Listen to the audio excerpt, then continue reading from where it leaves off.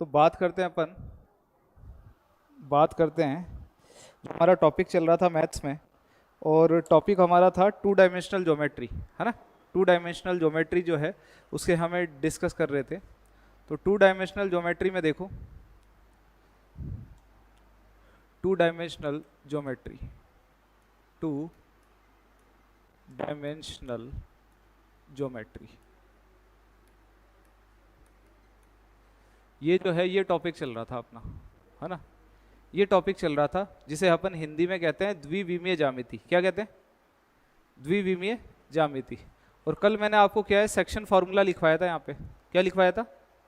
Section formula, पता ही है आपको, है ना। कल सेक्शन फार्मूला लिखवाया था। और लाइन का जो क्रॉस सेक्शन, लाइन से जो सेक्शन हो रहा था उसके ऊपर डिस्कस किया था, और आपने कर भी दिया था, है ना, क्वेश्चन कर दिया था। अब आगे बढ़ाते हैं। देखो, जो कोऑर्डिनेट ज्योमेट्री है उसमें हमने अभी तक 4 फार्मूले लिखे हैं। इसके अलावा कुछ और फार्मूले होते हैं जो कि ट्राइंगल के ऊपर बेस्ड है। किसके ऊपर? ट्राइंगल पे, ट्राइंगल के ऊपर बेस्ड है, ठीक है, त्रिभुज के ऊपर। तो हम सबसे पहले बात करते हैं एरिया की। किसकी बात करते हैं? एरिया, ठीक है। एरिया यानी कि क्षेत्रफल। क्षेत्रफल की बात करते हैं, ठीक है। समझ रहे हो? किसका? ट्राइंगल का। और क्योंकि हम 2D पढ़ रहे हैं तो देखो 2D के अंदर आप एक चीज़ समझना, 2D के अंदर आप एक चीज़ समझना कि यहाँ पर जो है सबसे पहले x1 coma y1, x2 coma y2 और सी x3 कोमा y3, ये आपको 3 पॉइंट गिवन है।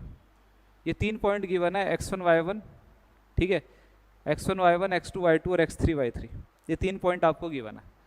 तो ट्राइंगल का एरिया कैसे निकालते हैं? ट्राइंगल का एरिया निकालने के लिए एक डिटर्मिनेंट लेते हैं और उसमें इस तरीके से x1 y1 1, x2 y2 1 और x3 y3 1, इस तरीके से चीज़ों को अरेंज कर देते हैं, है ना।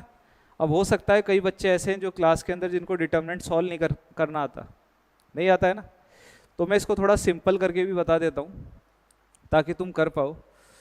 इसको ऐसे लिखा जाता है x1 y2 माइनस y3, ठीक है, x1 y2 minus y3 minus y1 x2 minus x3, x2 minus x3, ठीक है। इसके बाद थर्ड जो है उसके अंदर अपन लिखेंगे x2 y3 x3 y2, ठीक है, इस तरीके से। तो देखो x1 बाहर है, y2 माइनस y3 लिखा, y2 माइनस y3, y1 बाहर है, ठीक है, y1 बाहर है, x2 माइनस क्या लिखा? x3, और 1 है तो यहाँ पे x2 y3 आ जाएगा माइनस x3 y2, इस तरीके से आ जाएगा। आया समझ में? है? बच्चे क्या कर रहे हो फ़ोन में? है? ये फ़ोन जो है ले लो तुम। अच्छा, फ़ोन से इतना प्रेम क्यों है? है? अच्छा, देखो मैसेज जो है क्लास के बाद देखा करो, है ना, अटेंड करा करो। ट्राइंगल जो है ये ट्राइंगल की बात हो गई, आ गया समझ में? ये तो एरिया हो गया ट्राइंगल का। दूसरा यहाँ पर क्या पूछा जाता है वो भी अपन डिस्कस कर लेते हैं। सेकंड यहाँ पर सेंट्रोइड। फर्स्ट तो आपसे पूछा जाता है एरिया, जिसको ये सॉल्व नहीं करना आता तो मैंने इसको ऐसे लिख दिया है, अब तो कर पाओगे आप, है ना, इस तरीके से सॉल्व कर लेना। दूसरा यहाँ पे पूछा जाता है सेंट्रोइड, और मेरे बच्चों सेंट्रोइड जो होता है उसे अपन हिंदी में कहते हैं केंद्रक, ठीक है। सेंट्रोइड जिसे अपन क्या कहते हैं? केंद्रक कहते हैं, ठीक है। और सेंट्रोइड होता क्या है? देखो ये ट्राइंगल दिया हुआ है, ये इस तरीके से आपका दिया हुआ है ट्राइंगल, ठीक है। थोड़ा सा मैं इसको चेंज कर देता हूँ हल्का सा, ऐसे ऐसे दे रखा है ट्राइंगल। यहाँ पर ये आपका पॉइंट दे रखा है x1 कोमा y1, ये दे रखा है x2 कोमा y2, और ये क्या दे रखा है? x3 कोमा y3, ये आपको दे रखे हैं पॉइंट, है ना। अब देखो समझने की कोशिश करना तुम लोग। यहाँ पर क्या होता है, यहाँ पर क्या होता है कि जो आपका वर्टेक्स होता है, वर्टेक्स से सामने वाली साइड के ऊपर हम क्या कर रहे हैं? वर्टेक्स से सामने वाली साइड जो है इसके ऊपर हम एक,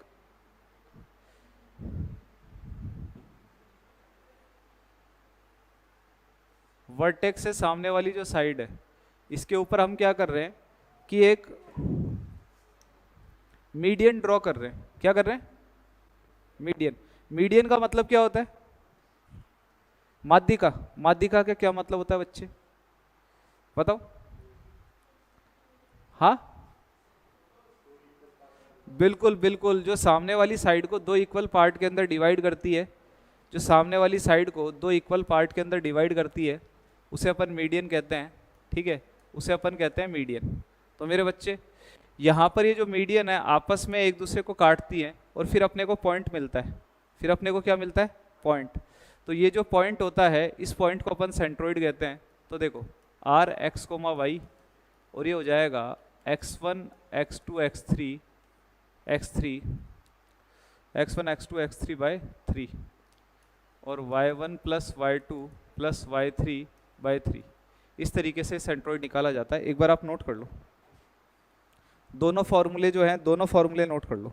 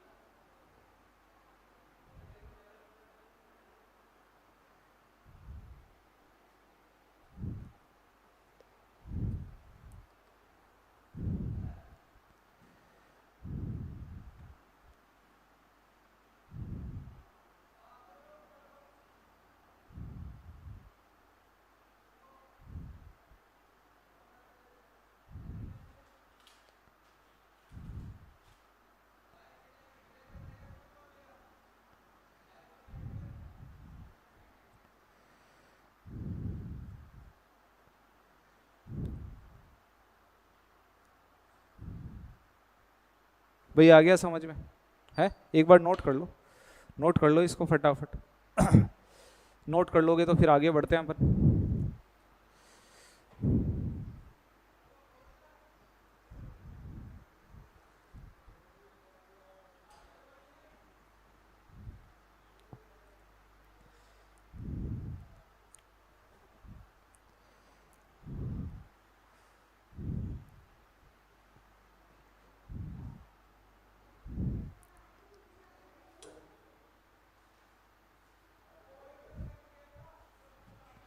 लिख लिया है ना सभी ने? चलो आगे बढ़ते हैं। आगे नेक्स्ट जो है, नेक्स्ट अपन यहाँ पे डिस्कस करते हैं। देखो सेंट्रोइड पता चल गया। थर्ड नंबर पे आता है इन सेंटर। इन सेंटर, इन सेंटर को अपन अंतः केंद्र कहते हैं। क्या कहते हैं? अंतः केंद्र। इन सेंटर को अपन कहते हैं अंतः केंद्र। और देखो आखिर इन सेंटर होता क्या है उसके बारे में भी हम डिस्कस कर लेते हैं कि इन सेंटर क्या है। जैसे एक ट्राइंगल है, जैसे ये अपना एक ट्राइंगल बना हुआ है, ठीक है। इन सेंटर वैसे बताने के तो दो तरीके हैं, मैं सबसे सिंपल तरीका बता रहा हूँ आपको। ये एक ट्राइंगल बना हुआ है और इस ट्राइंगल की तीनों साइड्स को टच करके इस तरीके से एक सर्कल खींचा जाता है। इस तरीके से एक सर्कल खींचा जाता है, तो इस सर्कल का जो सेंटर होगा उसी को अपन इन सेंटर कहते हैं। इस सर्कल का जो सेंटर होता है उसी को अपन क्या कहते हैं? इन सेंटर। ठीक है, x1 y1 x2 y2 c x3 y3। इस सर्कल के सेंटर को अपन इन सेंटर कहते हैं, जो कि हमें फाइंड आउट करना है। अब देखो इन सेंटर निकालते कैसे? इन सेंटर को निकालने के लिए सबसे पहले आपको कुछ चीज़ें पता होनी चाहिए। जैसे ये जो a है, a को वर्टेक्स कहा जाता है। इसके सामने वाली जो साइड होती है वो स्मॉल a होगी। ये तो सिंपल है, पहले ही पढ़ा होगा आपने छोटी क्लासेस में। अच्छा, b के सामने वाली जो साइड होती है उसको स्मॉल b से बताया जाता है। आपने पढ़ा होगा एंगल को ऐसे बताते हैं कैपिटल लेटर से, और साइड्स को बताते हैं ऐसे स्मॉल से। लेकिन ये याद रखना, a के सामने वाली साइड a होती है, b के सामने वाली साइड b और c के सामने वाली साइड c होती है। तो यहाँ पर अपने को ABC निकालना पड़ता है। क्या निकालना पड़ता है? बताओ कैसे निकालोगे? बताओ ABC कैसे निकालोगे?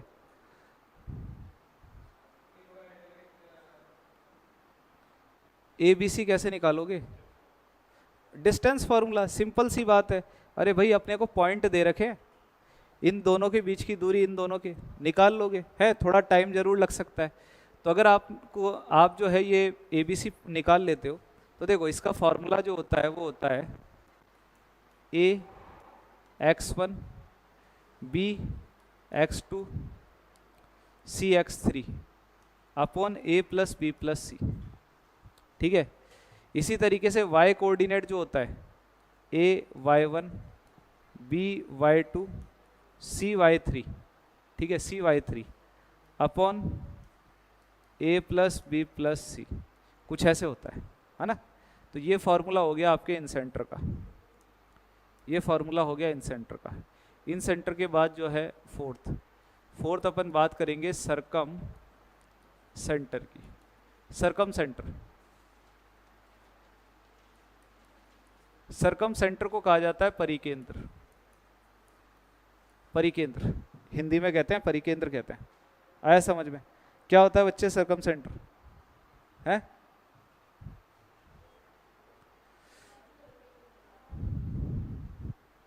हाँ किसका? tan का? हाँ वेरी गुड। एंगल बाइसेक्टर जो होते हैं, जहां पर जिस पॉइंट पे मीट करते हैं उसको कहते हैं। बिल्कुल वैसे भी बता सकते हो। और देखो अगर कभी भूल भी जाओ तो मेरे बच्चों ऐसे बता दो, तुम तो ऐसे बता दो कि सर सरकम सेंटर जो होता है उस सेंटर का पॉइंट मतलब सेंटर होता है। अगर कोई सर्कल कोई भी आपको दिया हुआ है यहाँ पर ट्रायंगल, उस ट्रायंगल के तीनों शीर्षों को टच करके जाए, उस ट्रायंगल के तीनों शीर्षों को मेरे बच्चों टच करके जाए, तो उसका जो सेंटर आएगा ना, उसी सेंटर को अपन क्या कहेंगे? हैं? हाँ, इसको अपन परिकेंद्र कह सकते हैं, सरकम सेंटर कह सकते हैं बच्चों। और सरकम सेंटर का फॉर्मूला क्या होता है? क्या होता है फॉर्मूला? है बुक है तुम्हारे सामने, देख के बता सकते हो। नहीं बताओगे? है बिल्कुल नहीं बताओगे।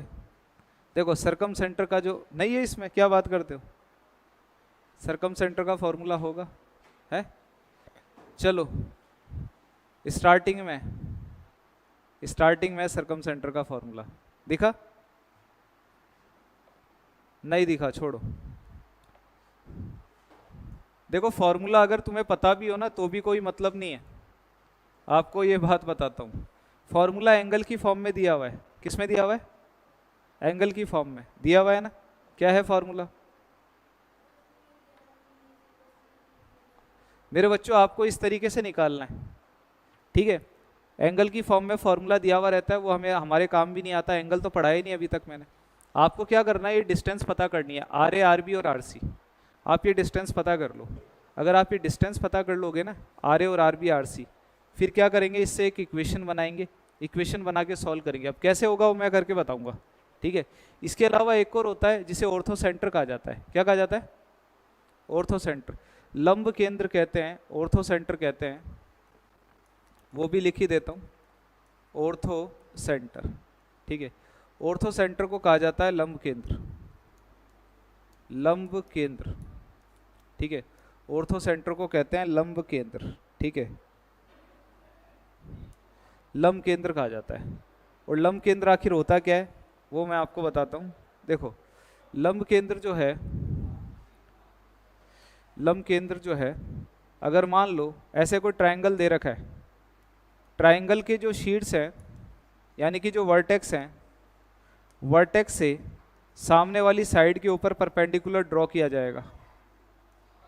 सामने वाली साइड पे क्या ड्रॉ किया जाएगा? परपेंडिकुलर। उसी को अपन लंब केंद्र कहते हैं मेरे बच्चों, ऑर्थो सेंटर कहते हैं, ठीक है। उसे ही अपन ऑर्थो सेंटर कहते हैं, यानी कि लंब केंद्र होता है, ठीक है। यही आपका ऑर्थो सेंटर है, यानी कि लंब केंद्र है। आया समझ में? कोई दिक्कत थोड़ी है इसमें, है? तो ये आपका ऑर्थो सेंटर होता है। अब ये ऑर्थो सेंटर जो है वो फाइंड आउट कैसे किया जाता है बताओ? क्या? हाँ वेरी गुड। इसका एक फार्मूला होता है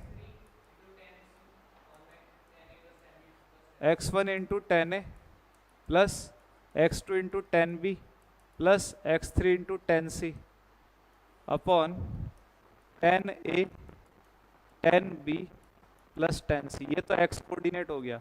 y कोऑर्डिनेट आएगा y1 into tan A plus y2 into tan B y3 into tan C और यहाँ पर जो है tan A plus tan B plus tan सी।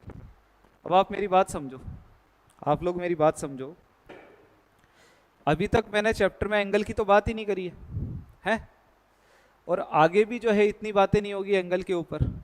तो ये फॉर्मूला जो है आपको देखने को ही नहीं मिलेगा, या फिर इससे रिलेटेड जो क्वेश्चन है ना वो आपको देखने को ही नहीं मिलेंगे। समझ पा रहे हो इस बात को? इससे रिलेटेड क्वेश्चन ही देखने को नहीं मिलेंगे। लेकिन एक बार नोट तो कर लो एक बार नोट फटाफट। तीनों चारों चीज़ें जो है वो एज इट इज़ नोट कर लो तुम।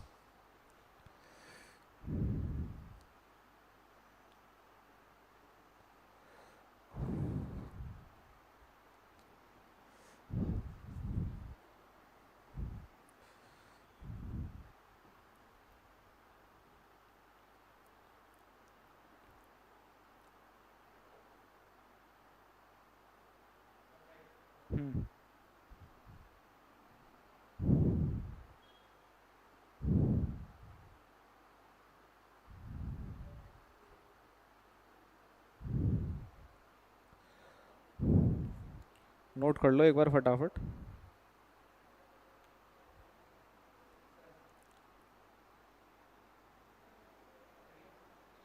हो गया? कंप्लीट कर लिया नोट? चलो, अगर ये कंप्लीट नोट कर लिया है तो फिर अपन आगे बढ़ते हैं इस टॉपिक के अंदर। नोट आप लोगों ने कर लिया है, देखो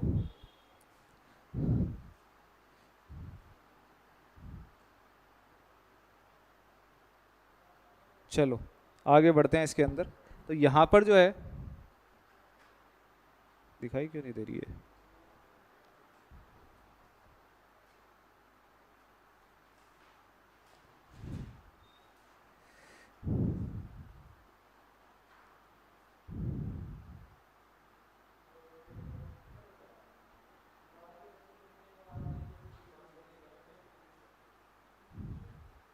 देखो क्वेश्चन लेते हैं इसके ऊपर, है ना? आखिर क्वेश्चन किस तरीके का होगा।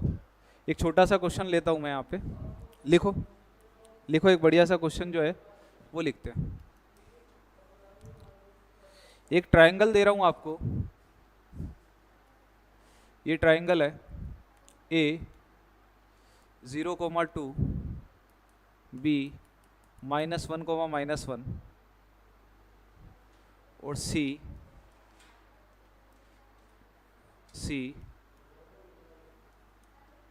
2,-3। ठीक है, ये दे रखा है C 2,-3।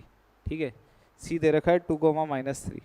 तो ये दिया हुआ है, दिख रहा है तुम्हारे सामने एज इट इज। तो यहाँ पर अपने को क्या करना है इस ट्राइंगल के अंदर? फाइंड सबसे पहले एरिया, एरिया पता करना है। दूसरा क्या पता करना है एरिया के बाद है? दूसरा अपने को पता करना है सेंट्रोइड, सेंट्रोइड यानी कि केंद्रक। तीसरा क्या पता करना है सेंट्रोइड के बाद? इन सेंटर। और चौथा क्या पता करना है? सरकम सेंटर। अब देखो सारे क्वेश्चन एक बार मैं करके बताऊंगा, एक क्वेश्चन मैं करके बताऊंगा ताकि आपको अच्छे से समझ में आ जाए। उसके बाद आप करना, है ना? आप जो है नेक्स्ट क्वेश्चन करना अपने अकॉर्डिंग। देखो सबसे पहले अपन एक एक चीज़ को समझते हैं। मैं फर्स्ट नंबर पे एरिया फाइंड आउट कर रहा हूँ। एरिया फाइंड आउट करने के लिए वही बताया था 1/2 x1 y1 1 x2 y2 1 x3 y3 1। ये करते हैं, कर दिया। इसको सॉल्व कर लेते हैं। चलो बच्चे सॉल्व करते हैं। डेल इज इक्वस टू 1/2 और पहला वाला तो 0 हो जाएगा, ये पहले वाला तो 0। दूसरा वाला देखते हैं 2। ठीक है, ये 2 हो गया।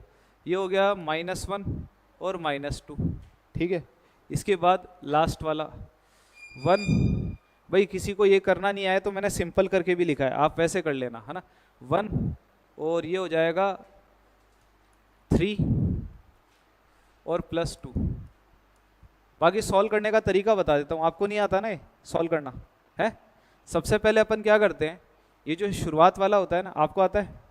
हाँ बच्चे, आपको आता है डिटर्मिनेंट सोल्व करना?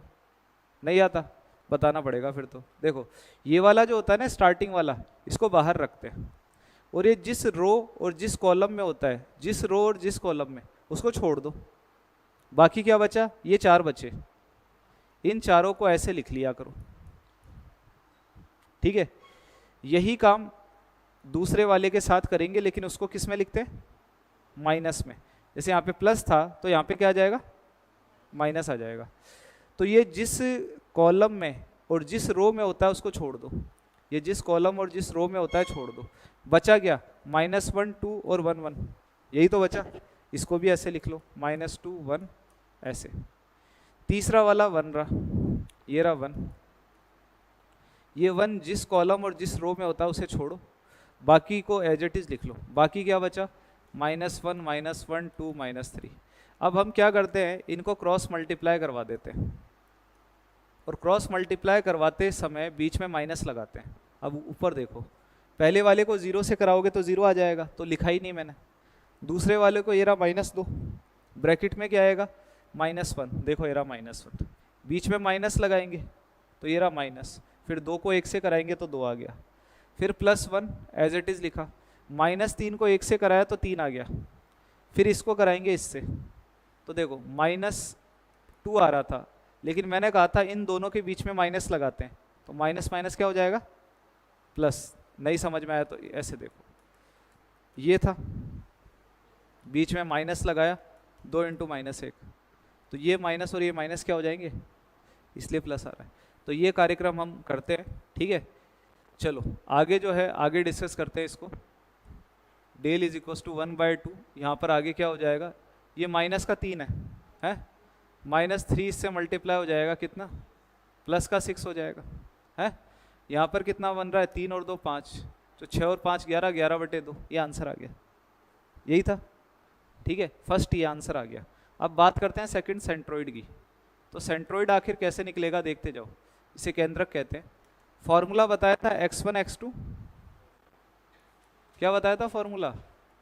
देखते जाओ, x1 + x2 +, देखो इधर देखो, ये रहा x1, ये रहा x2, ये रहा x3, तीनों को जोड़ो, क्या बन रहा है? 1 बन रहा है। देख लो, 0 - 1, मैं ढंग से लिख के बताता हूँ, 0 - 1 + 2/3, और y1 यानी कि 2, y2 y3/3, ऐसा कुछ हो गया है कि नहीं? तो ये हो जाएगा अपना कितना? 1/3 है, 1/3। यहाँ पर क्या हो जाएगा? है -2/3। आया कि नहीं आया समझ? हाँ, ये माइनस में हो जाएगा। क्यों होगा बच्चे? है छोटे बच्चे। इसके बाद तीसरी बात करते हैं, किसकी? इन सेंटर की। इन सेंटर अंत्य केंद्र। इन सेंटर क्या कहता है? ABC निकालो। तो देखो मैं ABC निकाल के बताता हूँ। ये A है, ये B है और ये C है। तो पहले ABC निकालते हैं। अंत्य केंद्र जिसे इन सेंटर कहा जाता है, इसके लिए सबसे पहले निकालते हैं ABC। तो देखो A निकालते हैं पहले। A क्या हो जाएगा?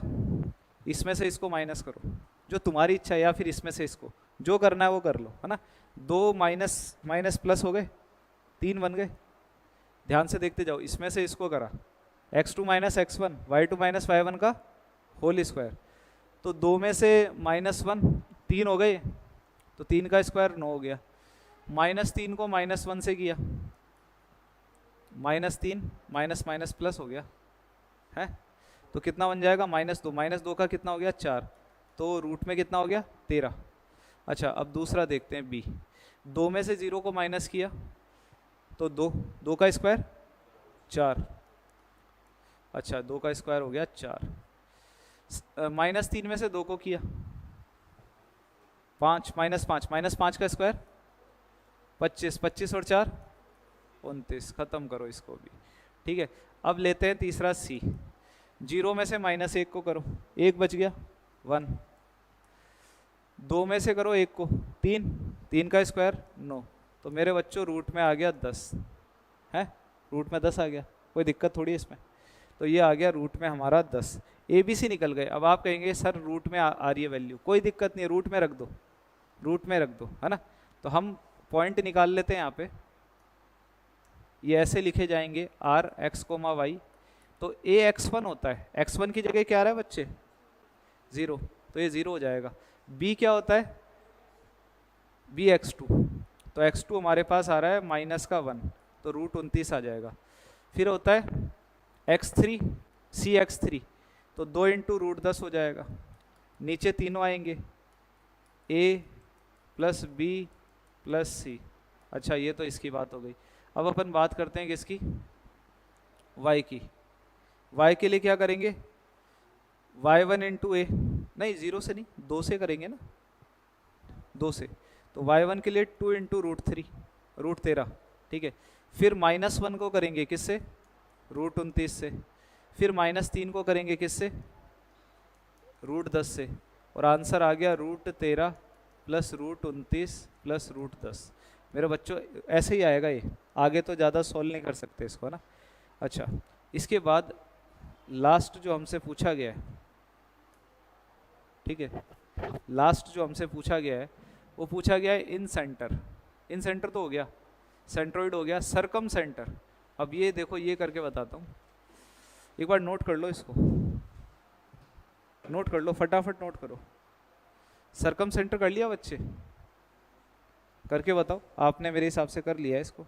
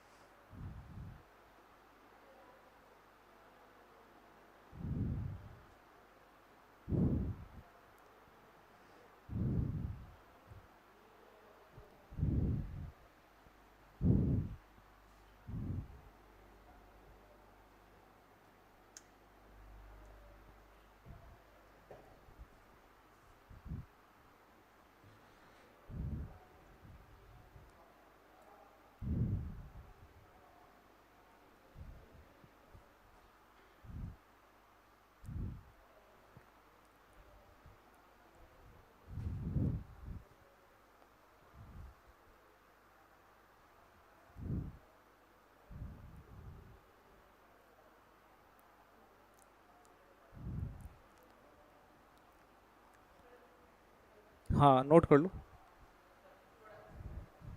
बिल्कुल इधर ये लो, हट जाता हूँ मैं सामने से।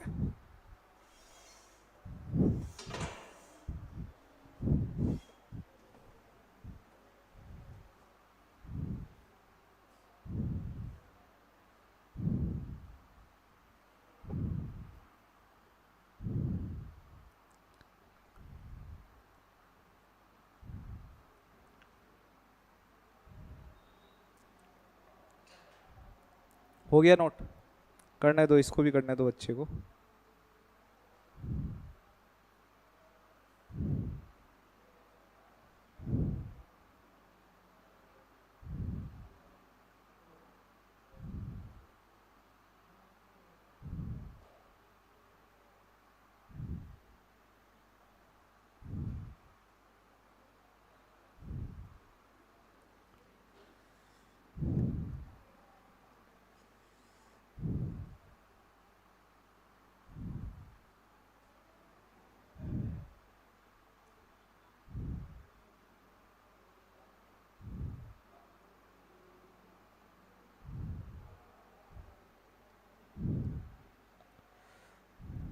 लिख लिया बच्चे हैं? चलो एक क्वेश्चन कराऊंगा अच्छे से, बाकी फिर तुमसे करवाऊंगा, टेंशन क्यों ले रहे हो, है ना। तो ये तो बात हो गई इसकी। अब अपन बात करते हैं कि आखिर सरकम सेंटर जो है वो कैसे निकाले। मुझे एक बार कोऑर्डिनेट बता दो इसके। 0,2 है ना, हाँ, -1, और तीसरा है 2, -3, यही है ना। अब देखो सरकम सेंटर निकालते हैं। सरकम सेंटर निकालने के लिए सबसे पहले अपन क्या करते हैं, ये डिस्टेंस है, ये r मान लो इसको, r x, y। तो देखो RA RB और RC बराबर होता है, बताओ क्यों? RA RB RC बराबर क्यों होता है? वेरी गुड, क्योंकि वो सेंटर होता है। वो मेरे बच्चों सेंटर होता है किसका? सर्कल का। और सर्कल का सेंटर क्या कहलाता है? रेडियस। सर्कल के सेंटर को हम रेडियस कहते हैं। क्या कहते हैं? रेडियस कहते हैं सर्कल के सेंटर को। तो इस वजह से जो है अपन इसको कर सकते हैं। तो देखो अब मैं क्या करूंगा, मैं आपको पहले ही बता देता हूँ, मैं दो दो इक्वेशन निकालूंगा, पहले ये निकालूंगा फिर ये निकालूंगा, और दोनों से दो इक्वेशन निकाल के दोनों को सॉल्व कर लूंगा। ठीक है, दोनों को सॉल्व क्यों करूंगा? क्योंकि दोनों एक दूसरे को यहाँ काट रहे हैं, और जब भी मैथ्स में जब भी कोई दो लाइनें काटती हैं तो आप उनकी इक्वेशन को क्या कर लो? सॉल्व कर लो। क्या कर लो? सॉल्व। एक्स वाई निकाल लो तो पॉइंट आ जाता है। तो हम ऐसा ही करेंगे। तो सबसे पहले आर ए बराबर आर बी करते हैं, आर ए बराबर आर बी। ठीक है, ऐसा कुछ करते हैं मेरे बच्चे। आर ए जो है, आर ए क्या हो जाएगा? एक्स माइनस जीरो का स्क्वायर एक्स स्क्वायर हो गया, वाई माइनस टू का स्क्वायर, ऐसा हो गया, ऐसा हो गया। इसके बाद आर बी क्या हो गया? आर बी हो जाएगा तुम्हारा एक्स प्लस वन का स्क्वायर वाई प्लस वन का स्क्वायर, ये आर बी हो गया। ठीक है, ये जो है लगभग आपका आर बी हो गया। तो देखो दोनों तरफ स्क्वायर करके हटा दो रूट को दोनों तरफ स्क्वायर करके हटा दो। हटाने के बाद क्या बचेगा?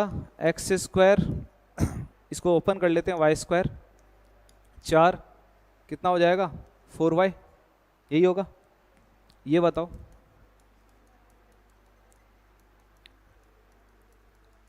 यही होगा?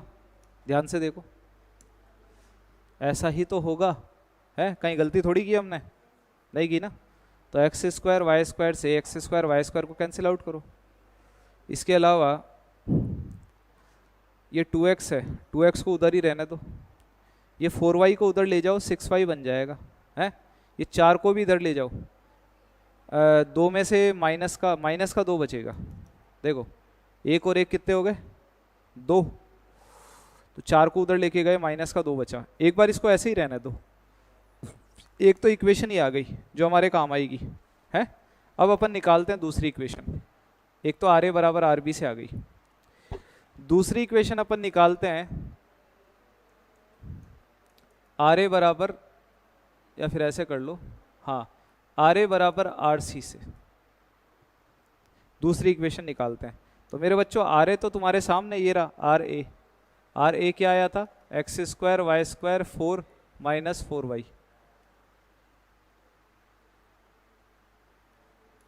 ये आया था आर ए, ये रहा तुम्हारे सामने।